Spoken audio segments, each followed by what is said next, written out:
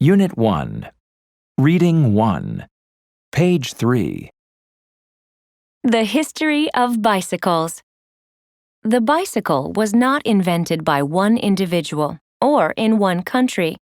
The creation of the modern bicycle took nearly 100 years and the work of many individuals. By the end of those 100 years, bicycles had revolutionized the way people traveled from place to place. Early bicycles.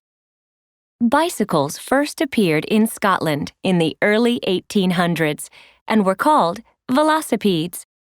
These early bicycles had 2 wheels, but they had no pedals. A rider sat on a pillow and walked his feet along the ground to move his velocipede forward. Soon, a French inventor added pedals to the front wheel. Instead of walking their vehicles, riders used their feet to turn the pedals. However, pedaling was hard because velocipedes were very heavy. The frameworks were made of solid steel tubes, and the wooden wheels were covered with steel. Even so, velocipedes were popular among rich young men who raced them in Paris parks. Because velocipedes were so hard to ride, no one thought about using them for transportation. People didn't ride velocipedes to the market or to their jobs.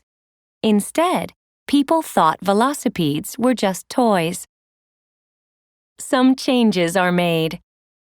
Around 1870, American manufacturers saw that velocipedes were very popular overseas. They began building velocipedes too, but with one difference.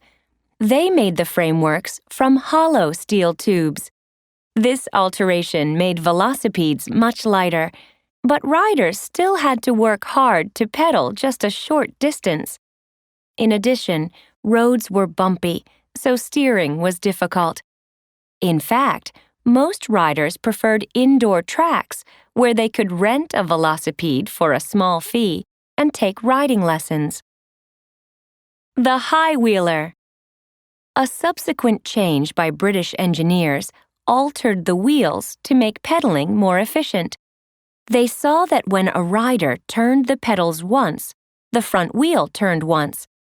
If the front wheel was small, the bicycle traveled just a small distance with each turn.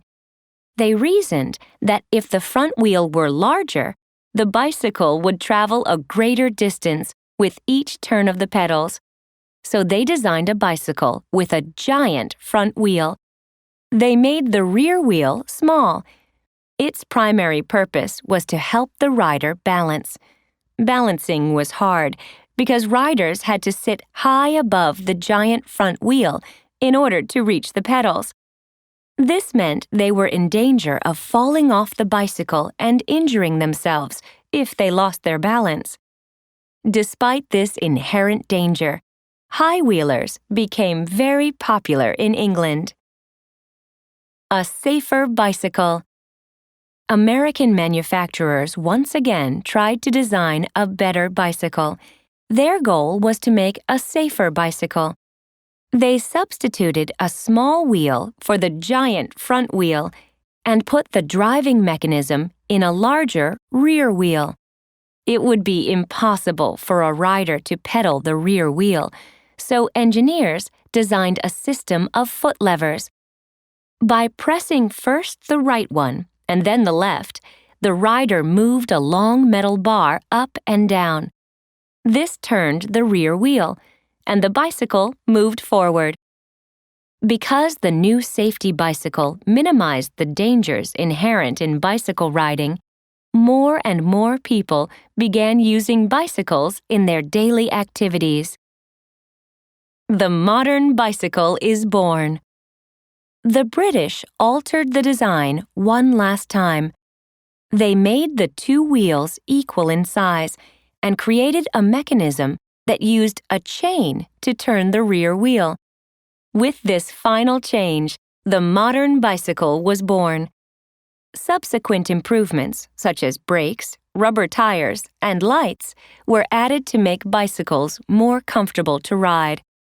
By 1900, bicycle riding had become very popular with men and women of all ages. Bicycles revolutionized the way people traveled.